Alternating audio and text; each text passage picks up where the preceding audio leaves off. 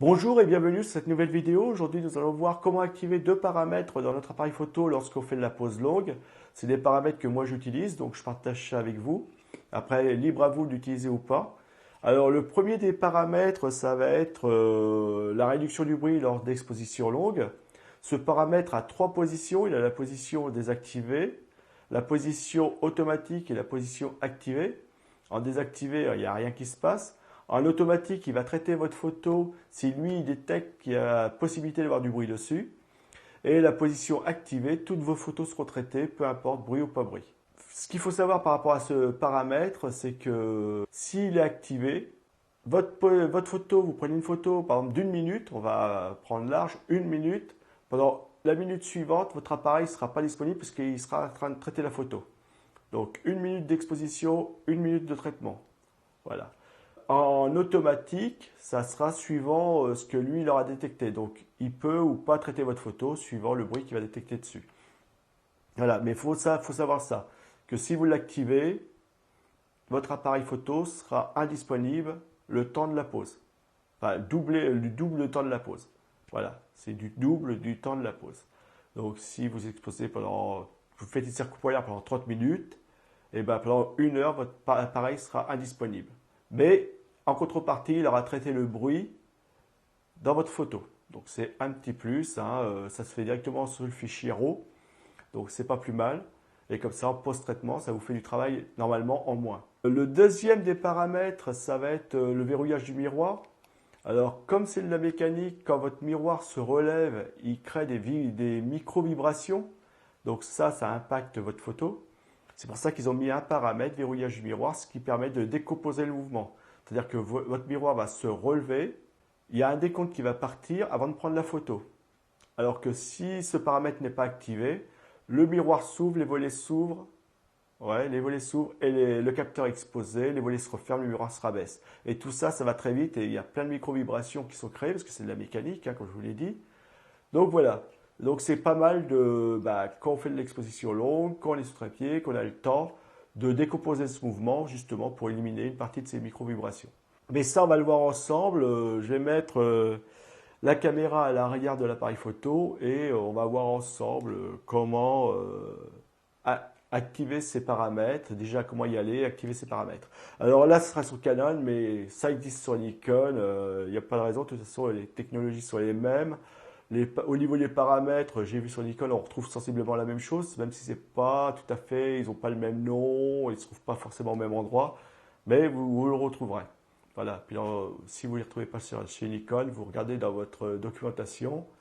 Normalement, il devrait y avoir quelque chose qui se rapproche de ce que je vous dis. Donc voilà. À tout de suite. Hein, le temps de mettre la caméra à l'arrière de mon appareil photo et on va prendre des photos et on va régler les paramètres.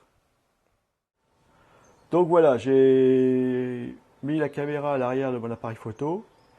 Donc comme vous pouvez voir, vous avez tous les paramètres qui sont ici, hein. Donc vous avez le temps de pause 1 seconde, F4. Donc j'ai mis mon filtre ND1000 hein, pour avoir un temps de pause d'1 seconde. Et, tous les autres paramètres, vous le savez, j'ai déjà fait la mise au point, donc c'est fait. Et je suis sur télécommande. Donc voilà. Donc on va aller voir le premier des paramètres, ce que je vous disais. Alors vous allez dans le menu. Après vous promenez jusqu'à les fonctions personnalisées, ici. Vous faites Entrée et vous allez dans Réduction du bruit, Exposition longue. Alors vous avez bien les trois positions, désactiver, auto et activer. Donc désactiver, il ne va rien faire. Automatique, il va régler, il va traiter le bruit s'il détecte du bruit sur votre photo. Et activer, il va traiter le bruit, toutes les photos, il va traiter le bruit. Donc on va faire une première photo en mode désactivé. Donc je reviens ici. Et je vais prendre la photo. Donc je vais déclencher l'appareil, je vais prendre la première photo, ça va être notre photo témoin. Voilà la première photo.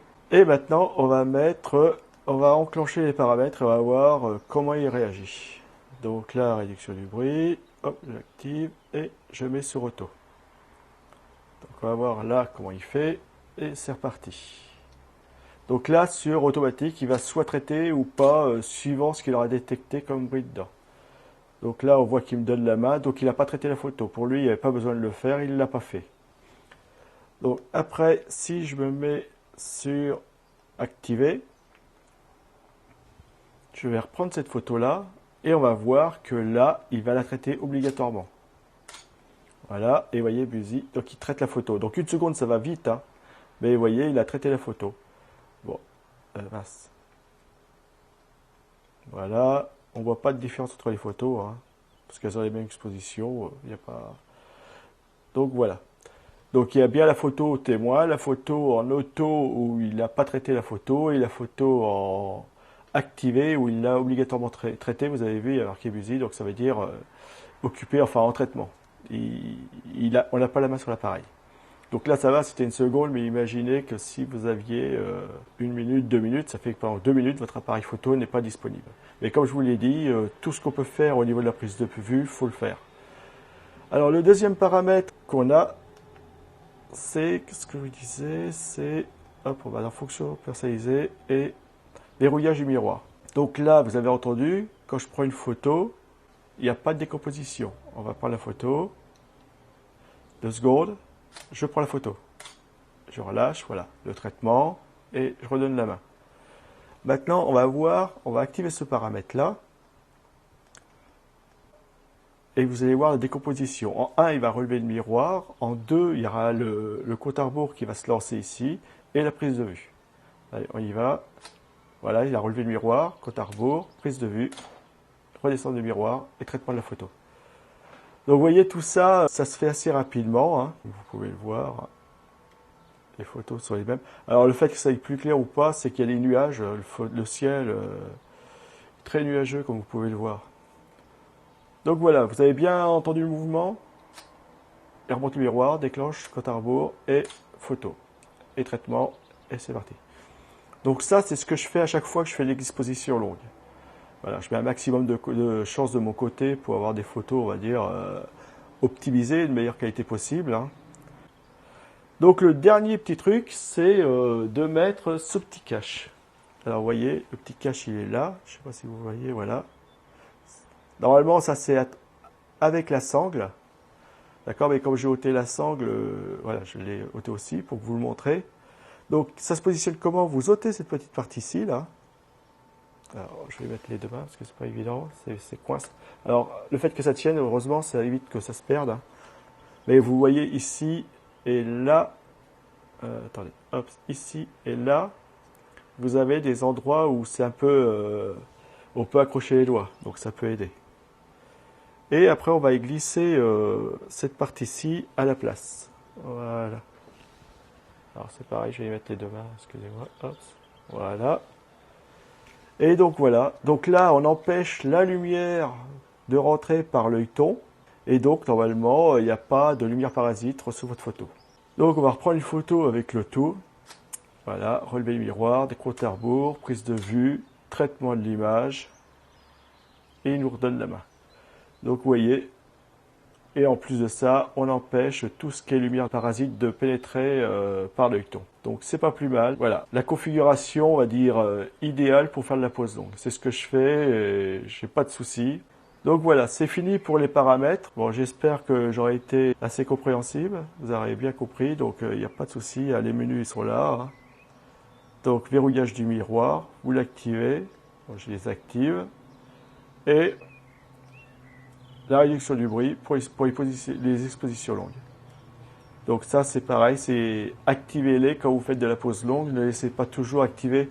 Parce que le miroir, si vous le laissez activer, la fois que vous allez avoir à la main, vous allez avoir le miroir qui se relève et ici vous n'allez plus rien voir.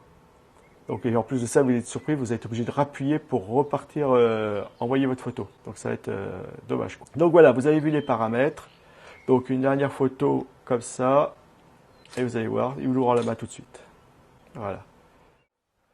Donc voilà, on a vu ensemble les deux paramètres à activer sur notre appareil photo lorsqu'on fait de la pose longue. J'espère que ça vous aura été utile. Vous avez vu aussi qu'on pouvait mettre un petit cache devant l'œilleton. Ça, vous en avez forcément un. Les fabricants y ont pensé. Donc c'est des choses à faire pour mettre un maximum de chances de votre côté d'obtenir une photo correcte à la fin. faut le faire, faut pas hésiter, hein. C'est comme je dis toujours, tout ce qu'on peut faire avant, faut le faire. Ça évite d'avoir des choses à retoucher en post-traitement. Si cette vidéo vous a plu, ben, un petit pouce haut. Si vous n'êtes pas encore abonné, ben, abonnez-vous. Et si vous avez des questions à me poser, ben, vous les mettez en dessous, j'y répondrai. Donc voilà, je vous remercie de m'avoir suivi sur cette vidéo. Je vous dis à une prochaine vidéo. Merci, au revoir. Bye.